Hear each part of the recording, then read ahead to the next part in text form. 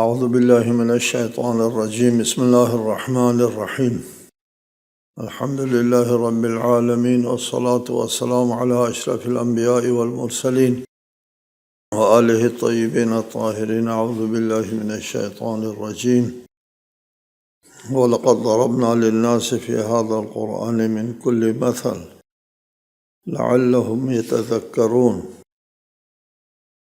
سورہ زمر آیت 27۔ اور ہم نے اس قرآن میں لوگوں کے لیے ہر طرح کی مثالیں دی ہیں، شاید وہ نصیحت حاصل کریں۔ قرآن مجید کتاب ہدایت ہے، ایک مضمون ایک موضوع کی کتاب نہیں ہے۔ اس لیے آپ دیکھیں کہ ایک آیت کے اندر متعدد موضوعات بیک وقت بیان ہوتے ہیں۔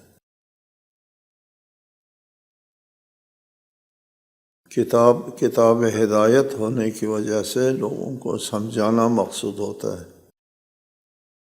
لوگوں کو سمجھانے کے لیے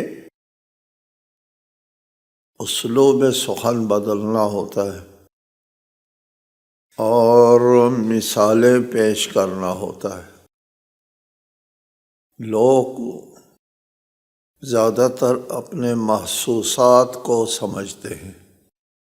جب تک لوگوں کے حس میں محسوس میں نہ آئے، وہ خالص معقولات سمجھنے کے قابل نہیں ہوتے۔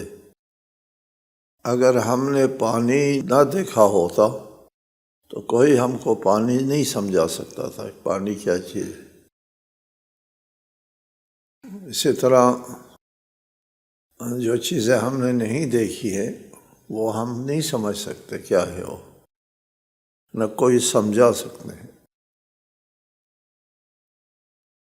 ایک پسماندہ علاقہ ہے، ایک سن رسیدہ خاتون ہے، پسماندہ پہاڑی علاقوں میں رہتی ہے۔ وہ اس کا بیٹا تعلیم کے لیے شہروں میں آتا ہے اور وہ کمپیوٹر سیکھتا ہے۔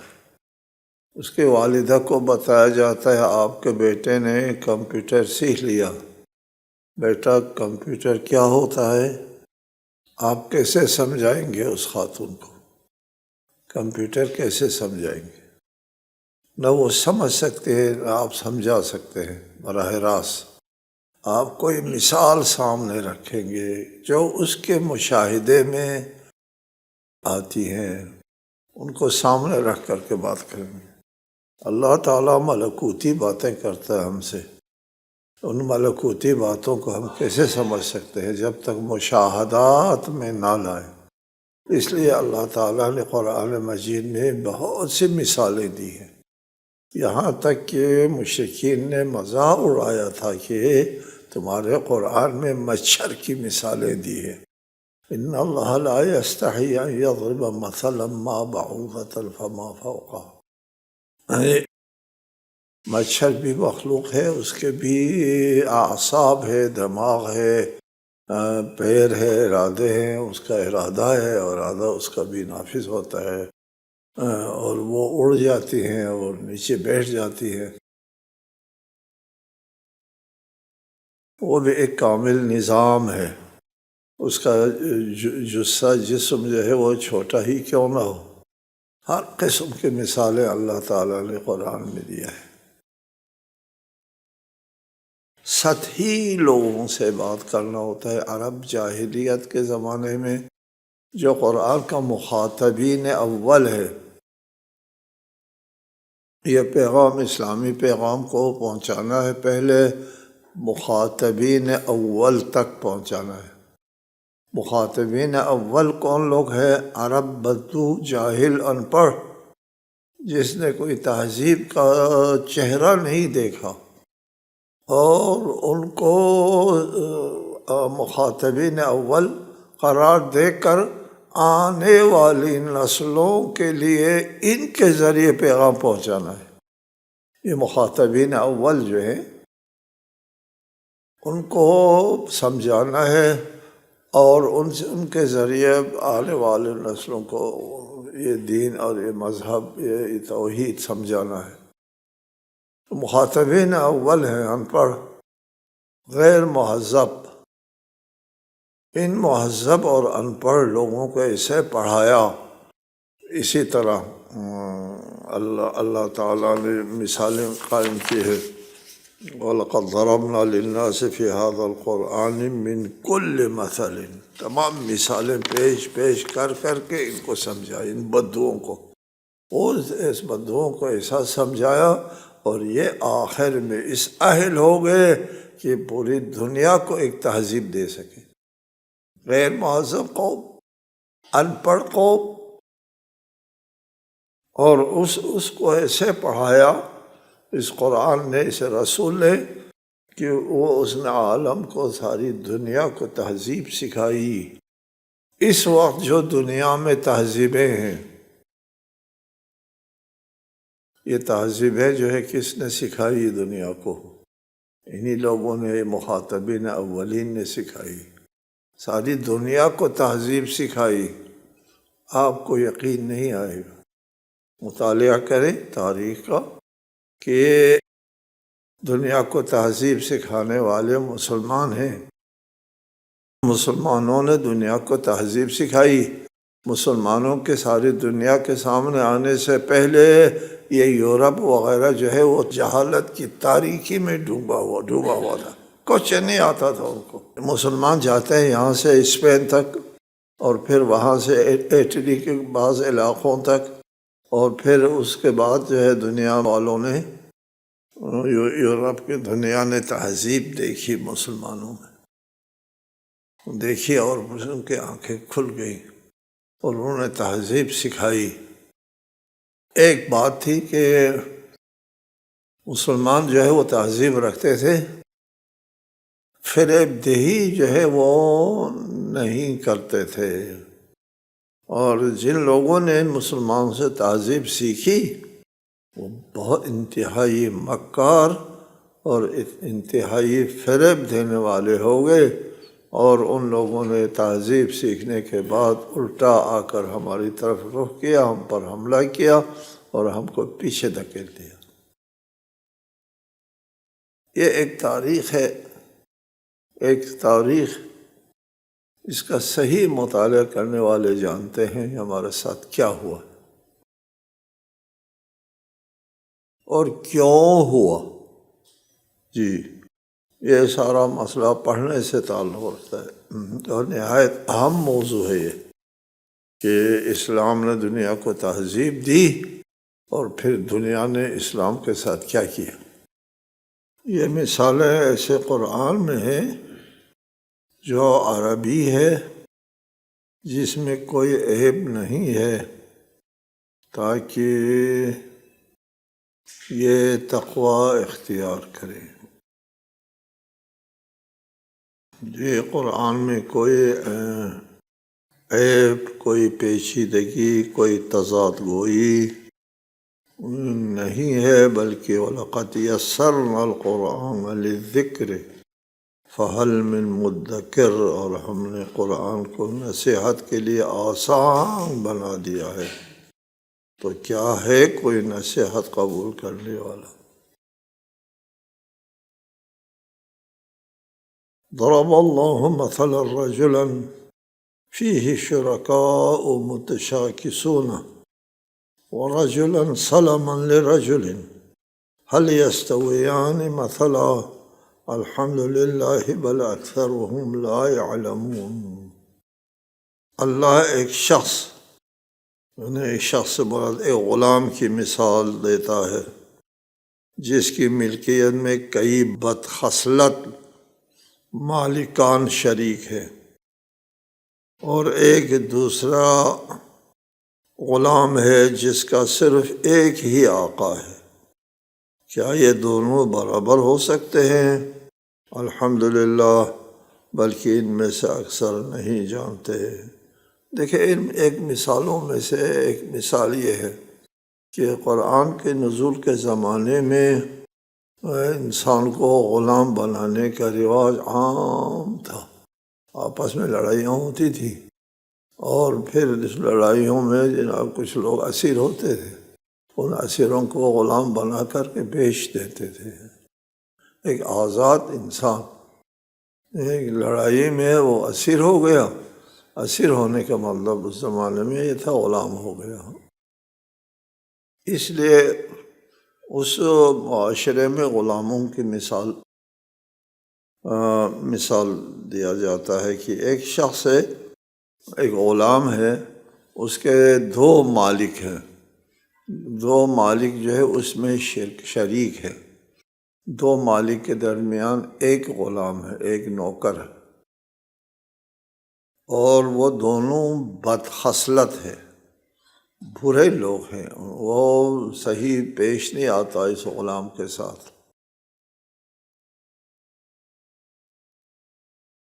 اس غلام کا کیا حال ہوگا؟ وہ ایک کہتا ہے میرا کام کرو تو اس کام میں لگ جاتا ہے بیچارہ، تو دوسرا کہتا ہے میرا کام کیوں نہیں کیا، وہ پھر اس میں لگ جاتا ہے، تو یہ کہتا ہے میرا کام کیوں نہیں کیا۔ اس کا کیا حال ہوگا اس شخص کا، اس بیچارے غلام کا؟ ان دونوں بدخو مالکوں کے درمیان میں اس کا کیا حال ہوگا؟ دو ارادے اس کے اوپر ٹکراؤ، دو خواہشات کا آپس میں ٹکراؤ، اور دو حکم کا، یہ کوئی حکم دیتا وہ کوئی حکم دیتا، اس میں ٹکراؤ، یہ شخص زندگی کر سکے گا؟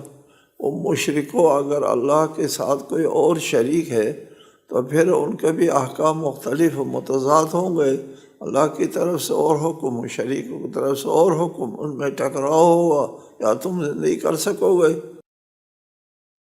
یہ مثال۔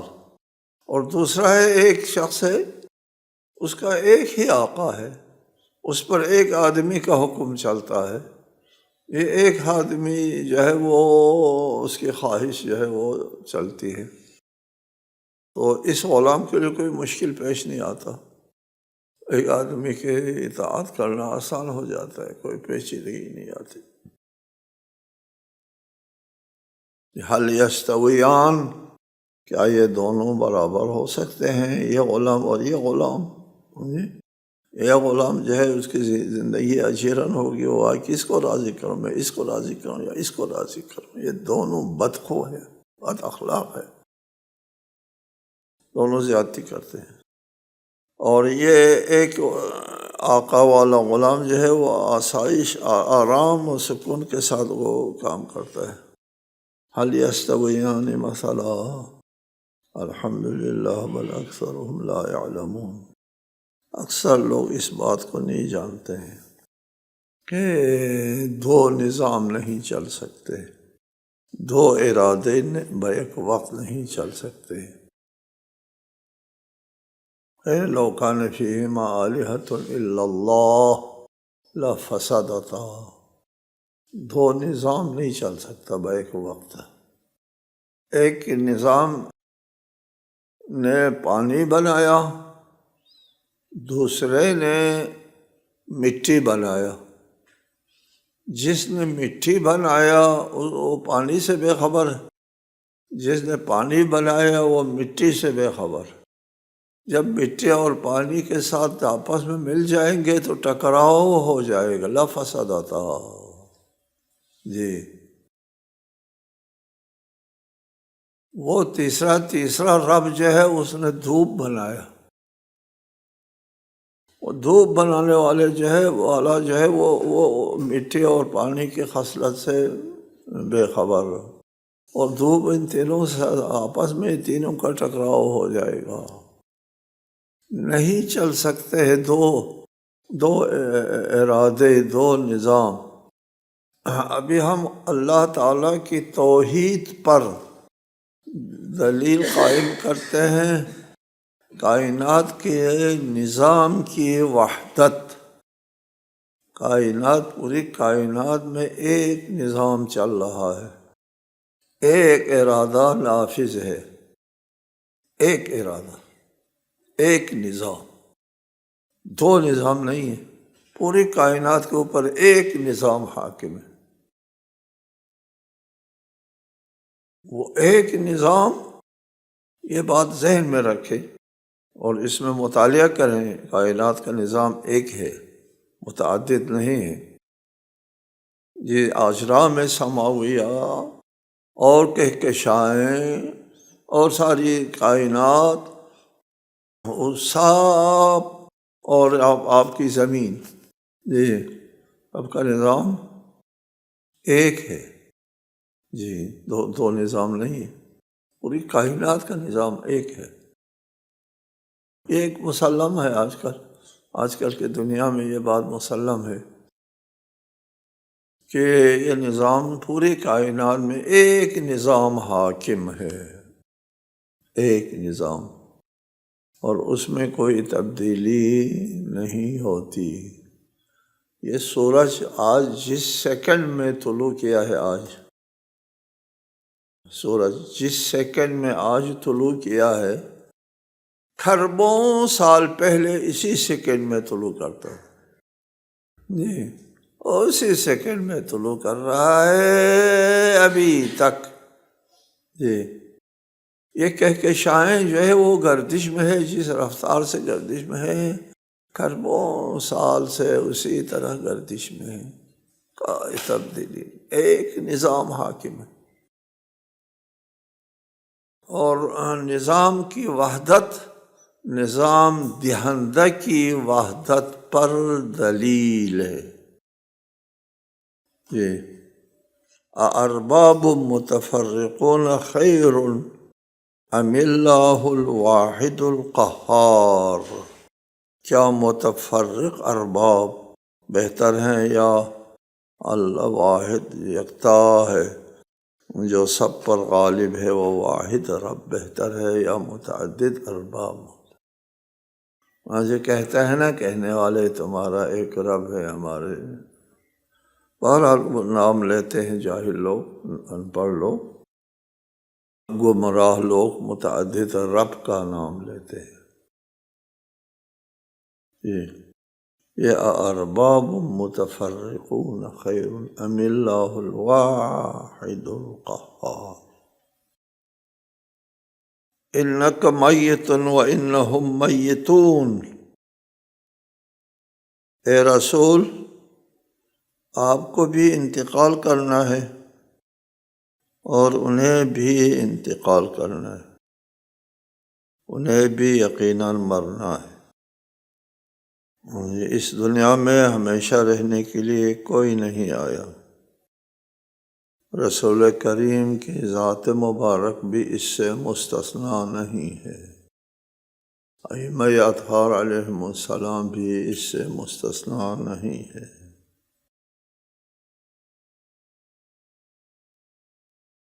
مشرکین یہ امید لگائے بیٹھتے تھے کہ ان کے اپنا کوئی فرزند نہیں ہے، اولاد نرینہ نہیں ہے، ان کی دنیا سے جانے کے بعد اس نظام کو سنبھالے، ٹھہر جاؤ، انتظار کرو یہ جائے، نکل جائے دنیا سے، اور پھر اس کے بعد سارا سلسلہ ٹھپ ہو جائے گا۔ چنانچہ رسالت مآب کے رحلت کے فوراً بعد ایک لہر ارتداد کی چلی، مرتد ہو گئے، اطراف و اکناف میں لوگ مرتد ہو گئے۔ لیکن اللہ تعالیٰ نے اپنے دین کو قائم رکھنا تھا، جو بھی ذریعہ ہو دین کو قائم رکھا۔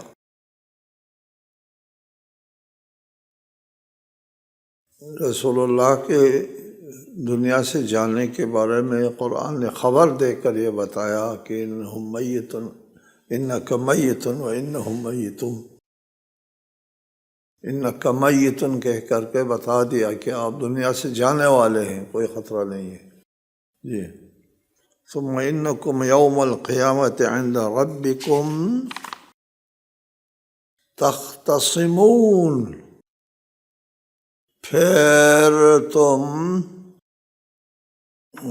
دنیا سے جانے کے بعد قیامت میں اللہ کے سامنے ایک دوسرے کا مقدمہ پیش کرو گے. تختصمون خصومت، جی عند ربک تختصمون. قیامت کے دن اللہ کے سامنے مظلوم اپنا مقدمہ پیش کرے گا. جی مظلوم مقدمہ پیش کرے گا اللہ تعالیٰ کے سامنے.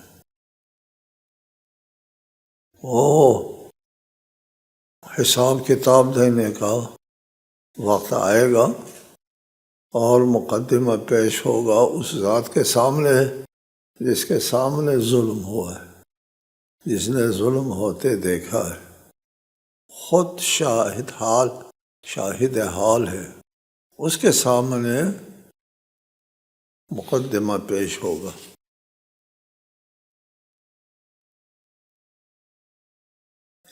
ثم انکم یوم القیامت عند ربکم تختصمون. اپنے رب کے سامنے مقدمہ پیش کرو گے. یہاں پر ایک روایت ہے نہایت قابل توجہ ہے. اس پر ہم لوگ بھی زیادہ توجہ نہیں دیتے. یہ قابل بحث ہے، قابل تحقیق ہے. آپ لوگ اس میدان میں آنے کے بعد اس پر تحقیق کرو یار. ثم انکم یوم القیامت عند ربکم تختصمون. یہ مقدمہ پیش کریں گے. قیامت میں کس کس کے درمیان مقدمہ ہوگا؟ کون اپنا مقدمہ پیش کرے گا؟ صحیح بخاری میں حدیث ہے. صحیح بخاری میں کتاب المغازی میں اور دیگر کتابوں میں ہے. ہمارے ہاں اصول کافی میں ہے حدیث. کون سی حدیث؟ نہایت قابل توجہ حدیث، قابل تحقیق حدیث. وہ حدیث یہ ہے کہ حضرت علی علیہ السلام نے فرمایا انا اول من یجسو بین یدی الرحمن للخصومت یوم القیامہ. قیامت کے دن سب سے پہلے اللہ کے سامنے مقدمہ پیش کرنے والا میں ہوں گا. جی روز قیامت سب سے پہلے میں اللہ کے سامنے اپنا مقدمہ پیش کروں گا. جی اس پر آپ کو تحقیق نہیں کرنا چاہیے. جی یہ کسی ایک فرقے کی کتاب میں نہیں ہے، سب کتابوں میں موجود ہے اور قابل اعتبار کتابوں میں موجود ہے کہ سب سے پہلے علی اللہ کے سامنے اپنا مقدمہ پیش کریں گے. سب سے پہلے جی اس لیے کہ علی اول مظلوم ہے. ہم تو کہتے ہیں سید الشہداء مظلوم ہے. سید الشہداء کا نمبر بعد میں آتا ہے، سب سے پہلے علی کا نمبر آتا ہے مظلومیت میں. جی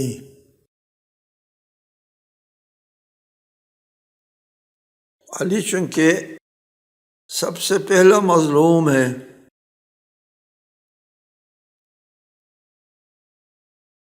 سب سے پہلا مظلوم رسال مآب کے بعد. جی آپ جب یہ بات کرتے ہیں تو دوسرے لوگ کہتے ہیں کیا ظلم ہوا ہے؟ علی نے مدینے میں دوسروں کے ساتھ زندگی گزاری آرام سے، کیا ظلم ہوا ہے؟ بہرحال علی کے گھر پر جو ظلم ہوا، علی کے ساتھ جو ظلم ہوا، علی کو جو گوشہ نشینی میں بیٹھنا پڑا. رسالت مآب کے وقت رسالت مآب علی کے ساتھ سرگوشی کرتے تھے. رسالت مآب کے پہلو میں ہوتے تھے ہمیشہ، اور اب کہیں نظر نہیں آتا. وہ علی جو ہمیشہ رسول اللہ کے ساتھ سامنے سامنے سامنے ہوتا تھا، آج نظر نہیں آتا۔ کیا ہو گیا؟ علی وہی علی ہے، مسلمان وہی مسلمان ہے، معاشرہ وہی معاشرہ ہے، لیکن اس میں علی غائب کیسے ہو گیا؟ گوشہ نشین کے قسمہ پرسی میں کیسے چلے گئے؟ حضرت امام صادق علیہ السلام فرماتے ہیں: السلام علیک یا ولی اللہ، انت اول مظلوم و اول من غصب حقہ۔ جی، علی مظلوم اول ہے، اس لیے قیامت کے دن بھی سب سے پہلا مقدمہ پیش کرنے والا علی ہوں گے۔